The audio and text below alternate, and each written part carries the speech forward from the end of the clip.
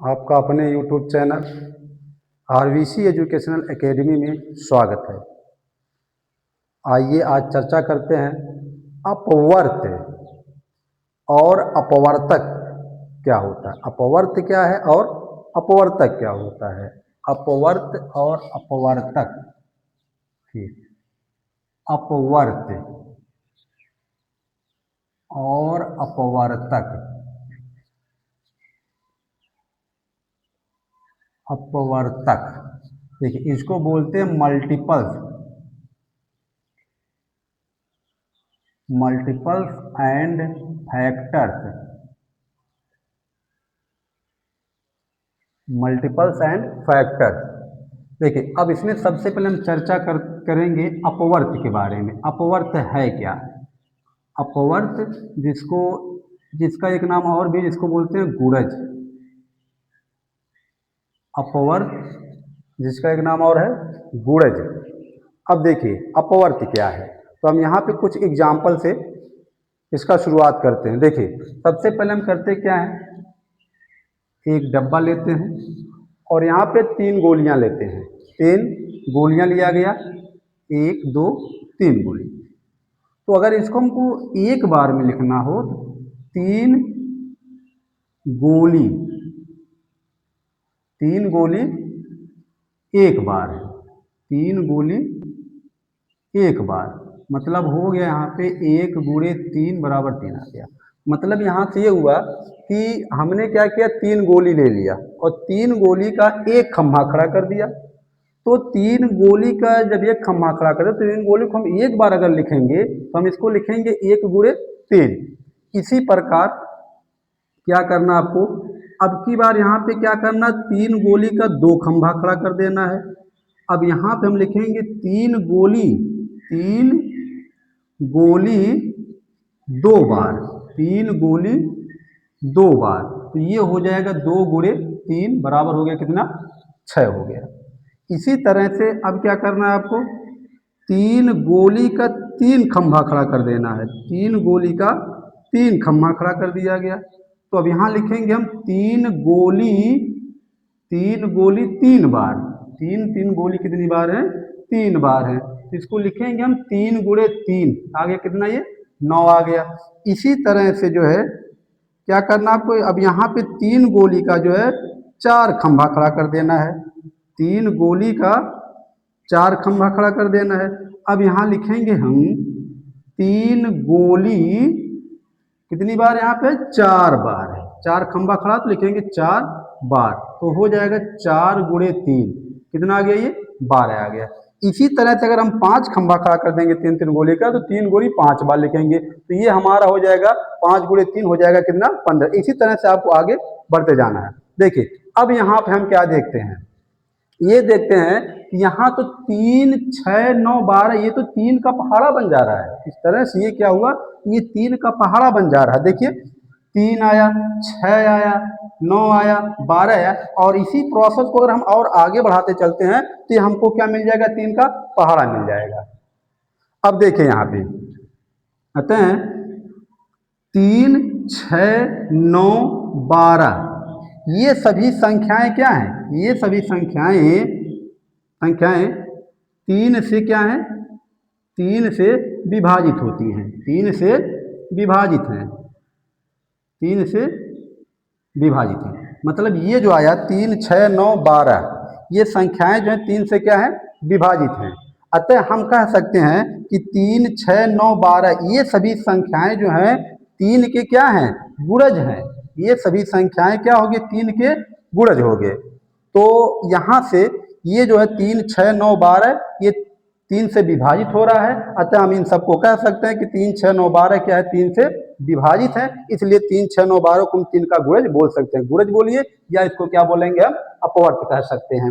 देखिए इसी तरह से हम ले लेते हैं 4 8 12 और 16, ये संख्याएं क्या हैं, ये संख्याएं 4 से विभाजित हैं। ये संख्याएं 4 से विभाजित हैं, ये संख्याएं 4 से विभाजित हैं।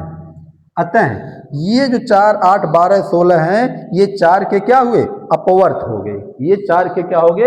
अपवर्त हो गए। इसी तरह से हम ले सकते हैं 5, 10, 15, 20 ले सकते हैं। ये सब संख्या हमारे 5 से विभाज्य होंगे। अतः 5, 10, 15, 20 ये सब 5 के क्या हो जाएंगे? अपवर्त हो जाएंगे। ठीक, तो आप इस तरह से कह सकते हैं कि अपवर्त है क्या? तो आप कहेंगे किसी संख्या का अपवर्त, किसी संख्या का अपवर्त उसी संख्या का किसी भी संख्या में गुणा करने पर जो प्राप्त होता है उसको हम क्या बोलते हैं? अपवर्त कहते हैं। अब देखिए इस तरह से ये आपका अपवर्त हो जाता है। अब जैसे क्वेश्चन यहाँ पे कहता है कोई कि जैसे कह दिया गया कि 6 के प्रथम 3 अपवर्त लिखिए, 6 के प्रथम 3 अपवर्त लिखिए। देखिए अब यहाँ से हम एग्जाम्पल लेते हैं। ये तो आपका एग्जाम्पल के द्वारा इसको समझाया गया। अब यहाँ पे आपको दिखाना है, लिखना है 6 के प्रथम 3 अपवर्त बताओ। प्रथम 3 अपवर्त बताओ या लिखिए। देखिए अब जैसे 6 के प्रथम 3 अपवर्त आपको लिखना है तो हम क्या करेंगे? 6 में पहले 1 का गुणा करेंगे, 6 मिल जाएगा। 6 में 2 का गुणा कराएंगे, 12 हो जाएगा। 6 में 3 का गुणा कराएंगे, 18 हो जाएगा। तो इस तरह से 6 के अपवर्त हो गए कितने?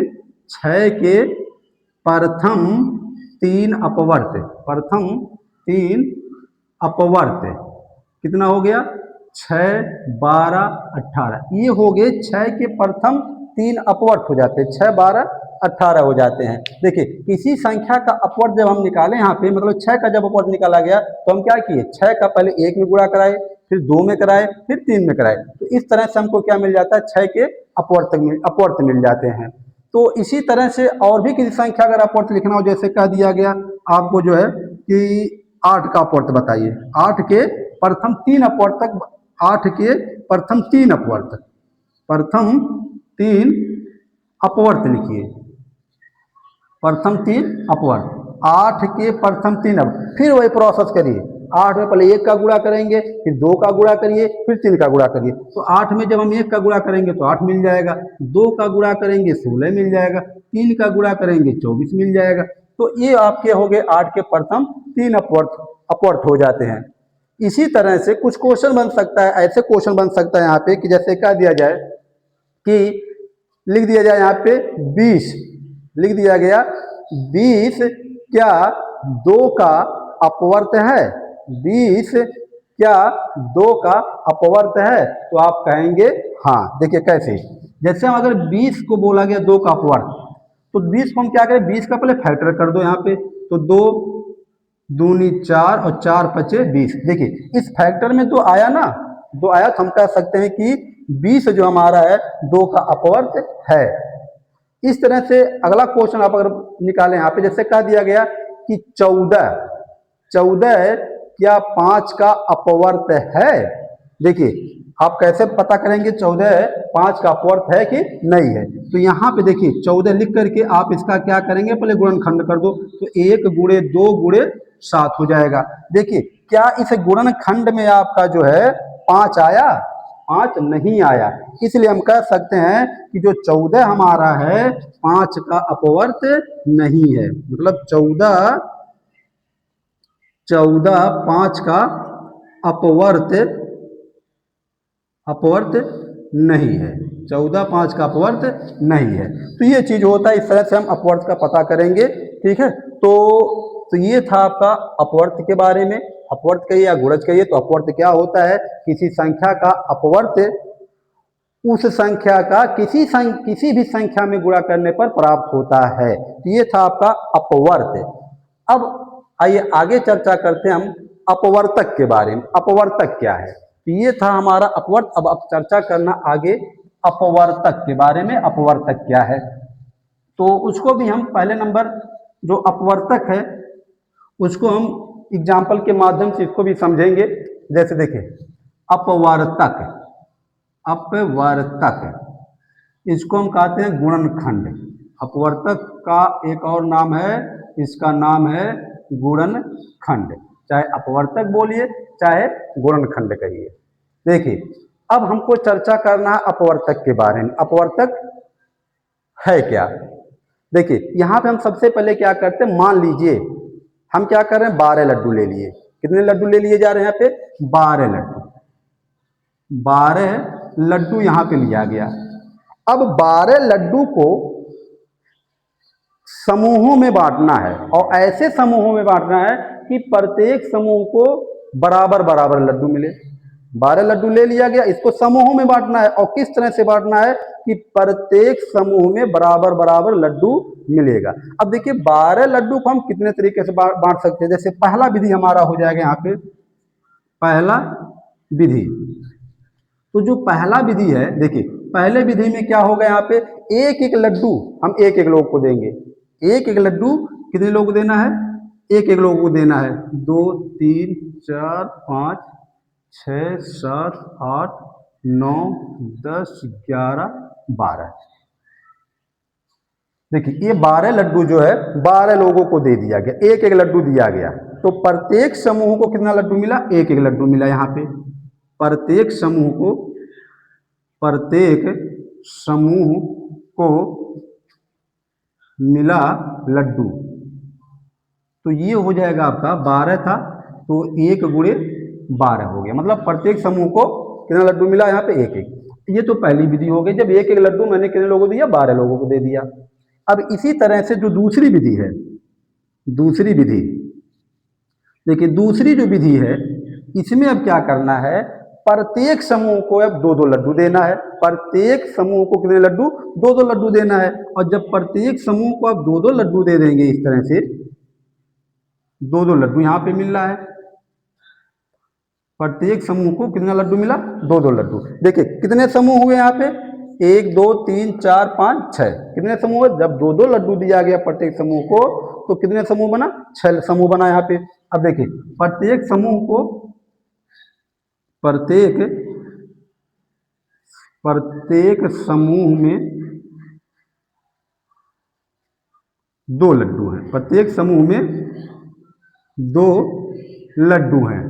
तो अब यहाँ पे हम इसको लिखेंगे, 12 को जो है लिखेंगे 2 गुणे 2-2। जब दिया गया 2 लड्डू है, तो कितने समूह बने यहाँ पे हमारे, 6 समूह बन गए।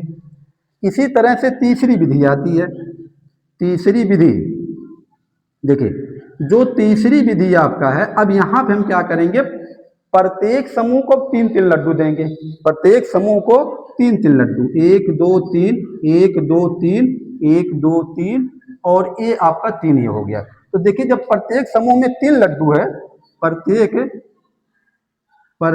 समूह में 3 लड्डू हैं, 3 लड्डू हैं। अब ये हमारा हो गया 12 का 3 गुणे 4, 12 हो गया।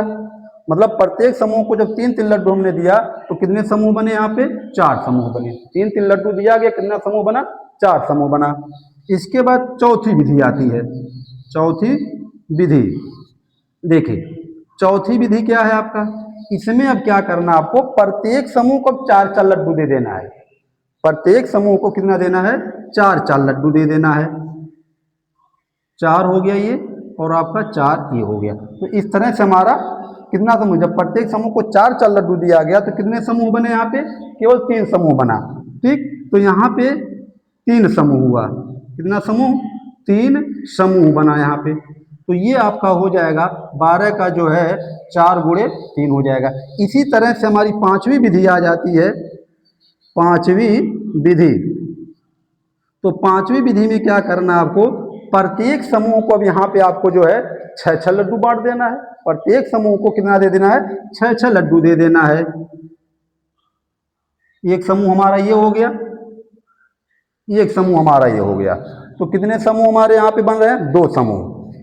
कितने समूह यहाँ पे, यहाँ पे हमारे 2 समूह बने, 2 समूह। तो ये हो गया आपका 6 गुणे 2, 6 गुणे 2 हो गया। मतलब जो 6-6 लड्डू दिया गया प्रत्येक समूह को, तो कितना समूह बना आपका, 2 समूह बना। अब एक विधि आपका और बचता है यहाँ पे, छठवीं विधि। छठवीं विधि, अब ये जो छठवीं विधि आपका है, क्या करना है, एक ही लोगों को सारा लड्डू दे दीजिए। एक ही लोगों को क्या करना है, सारा लड्डू दे देना है। मतलब यहाँ पे सारे लड्डू एक ही लोगों को दे देना है। ठीक, क्या किया गया यहाँ पे, सारा लड्डू जितना था केवल एक ही लोगों को दे दिया गया, तो प्रत्येक लड्डू यहाँ पे सम्मिलित हो गया, प्रत्येक लड्डू सम्मिलित है, प्रत्येक लड्डू सम्मिलित है।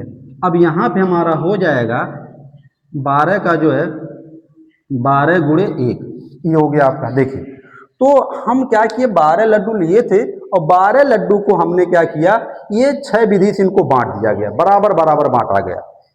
12 लड्डू को क्या किया हमने, बांट दिया। तो बांटने की जो विधि है, 12 लड्डू को हम कितने विधि से बांट दिए, यहाँ पे 6 विधि से बांट सकते हैं। 12 लड्डू को बराबर बराबर देना है, जितने भी होंगे, तो 6 विधि से इनको बांटा गया। तो ये जो 12 लड्डू है आपका, ठीक, अब ये 6 विधि से इनको बांट दिया गया। तो 6 विधि क्या देखा गया, जो जितने भी विधि हैं वो सब के सब विधि 12 को क्या कर रहे हैं, यहाँ पे विभाजित कर रहे हैं। 12 लड्डू को बांटा गया 6 विधि से, और जितने भी विधि बताए गए सबके सब विधि को क्या कर रहे हैं, 12 को विभाजित कर रहे हैं। अतः ये सब जो हैं ये 12 के क्या हो जाएंगे, ये गुणनखंड हो जाएंगे। ये 12 के क्या हो जाएंगे, गुणनखंड हो जाएंगे। क्यों, क्योंकि ये सभी संख्याएं 12 को क्या कर रही हैं, विभाजित कर रही हैं। ये सभी संख्याएं 12 को विभाजित कर रही हैं। तो इस तरह से आपका ये 12 का यहाँ पे हमारा अपवर्तक हो जाएगा, 12 का अपवर्तक, 12 का अपवर्तक। देखिए पहले नंबर 1 से कटाइए, यहाँ पे जब 1 1 दिया गया था, फिर कितना दिया गया, 2 2 समूह, जब मतलब 2 2 लड्डू प्रत्येक समूह को दिया गया था तब विभाजित हुआ था।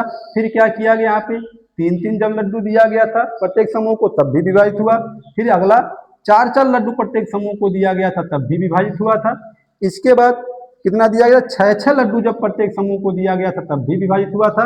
इसके बाद क्या हुआ, जब प्रत्येक 12 लड्डू एक ही लोगों को दे दिया गया तब तो विभाजित होना ही होना था। तो ये जो था 1 2 3 4 6 12, ये सब हमारे 12 के क्या हो गए, अपवर्तक हो गए। तो ये था अपवर्तक। अपवर्तक क्या होता है, इसमें जो संख्याएं मतलब 12 को काट दे, जो संख्या 12 को काट देता है वो संख्या क्या होता है, उसका अपवर्तक कहलाता है। देखिए अब आगे जैसे और भी एग्जाम्पल यहाँ पे देखेंगे हम, जैसे लिख दिया जाए यहाँ पे जो है, यहाँ पे लिख दिया जाए, जैसे लिख दिया गया 10। अब 10 का अपवर्तक बताइए। देखिए 10 हमारा किस किस से कटेगा, 1 से भी विभाजित हो जाएगा, 2 से भी विभाजित हो जाएगा, इसके बाद 5 से विभाजित हो जाएगा, इसके बाद 10 से विभाजित हो जाएगा। इसी तरह से जैसे 15 ले लिया जाए, पूछ लिया जाए 15 का अपवर्तक बताइए आप, तो 15 का अपवर्तक हो गया 1 से कटेगा, 3 से विभाजित हो जाएगा, 5 से भी विभाजित हो जाएगा, इसके बाद सीधे आपका ये 15 से विभाजित हो जाएगा। तो ये 15 का क्या हो गया, आपका अपवर्तक हो गया, जिसको गुणनखंड बोलते हैं। इसी तरह से अगर हम 30 ले लें, कह दिया जाए 30 का अपवर्तक बताइए, तो 30 का अपवर्तक हमारा 1 से विभाजित हो जाएगा, 2 से भी विभाजित हो जाएगा 30 आपका, 3 से भी हो जाएगा, 5 से भी हो जाएगा, 6 से भी हो जाएगा, इसके बाद जो है 10 से विभाजित हो जाएगा, 15 से विभाजित हो जाएगा और 30 से भी विभाजित हो जाएगा। तो ये हमारा क्या होता है, अपवर्तक होता है। यही क्या आपका है, अपवर्तक हो गया। अब यहाँ पे क्वेश्चन ये बनता है कि किसी संख्या का सबसे छोटा अपवर्तक कितना होगा, किसी संख्या का सबसे छोटा अपवर्तक कितना होता है। तो किसी भी संख्या का सबसे छोटा अपवर्तक कितना होता है, 1 होता है। किसी भी संख्या का सबसे छोटा अपवर्तक कितना होता है, 1 होता है। क्वेश्चन ये उठता है कि किसी भी संख्या का सबसे बड़ा अपवर्तक कितना होता है, किसी भी संख्या का सबसे बड़ा अपवर्तक कितना होता है। तो किसी भी संख्या का सबसे बड़ा अपवर्तक वो संख्या खुद होती है जिसका अपवर्तक आप ज्ञात कर रहे हैं। जिस संख्या का अपवर्तक ज्ञात किया जाता है वही संख्या सबसे बड़ा अपवर्तक होता है। तो ये था हमारा जो है अपवर्त और अपवर्तक। आशा करते हैं कि आपको वीडियो अच्छा लगा होगा, और वीडियो अच्छा लगा है तो आप चैनल को लाइक करिए, शेयर करिए और सब्सक्राइब करिए। धन्यवाद।